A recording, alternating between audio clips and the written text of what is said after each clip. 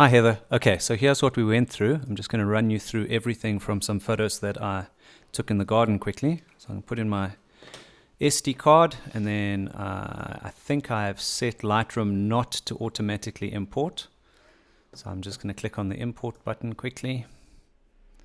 There you go. There's the images I just took in the garden. I'm going to leave the previews on standard, and I'm going to turn on Build Smart Previews. That's just going to make things faster. You might not have those options in your version of Lightroom. It doesn't matter. I'm going to import them quickly. All right. So you were working on that dog photo previously, so I just took a quick photo of my cat. I'm going to go over to the Develop module.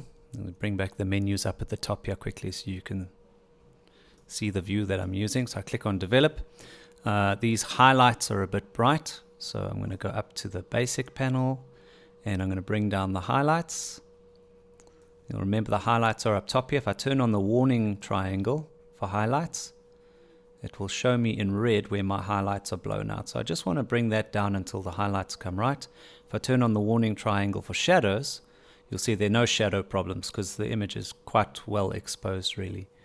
I'd say for this photo, really just need a bit more color saturation in the fur because the fur is a bit more orange than this is. So I'm going to go down to the vibrance control and bring up the vibrance a bit. See, that's a better orange.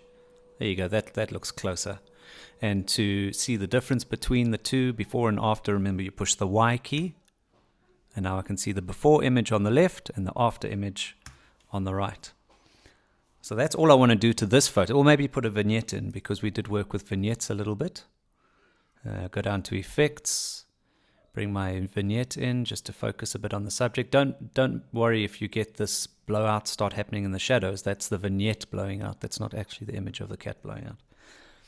All right, so that one I would say is done.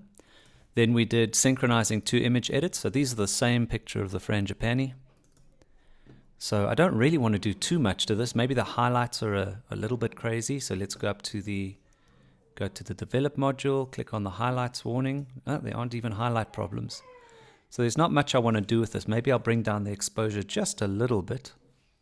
Go up to the exposure, bring it down a touch, make it look a little darker.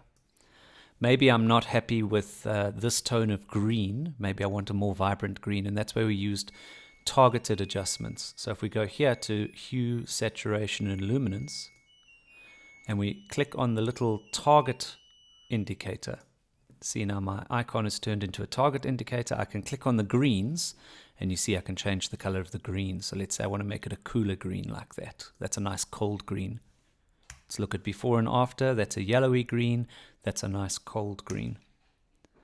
All right, and that will synchronize to both photos because I've turned on this auto sync. So when I look at both of these images by pushing the N key, you'll see that all of the adjustments have gone between both. This last photo, you can see it's quite overexposed. Just to the eye, you see the histogram says that we're fine, but I don't think it's actually fine because I see a lot of little blowout parts here, right at the top of the highlights.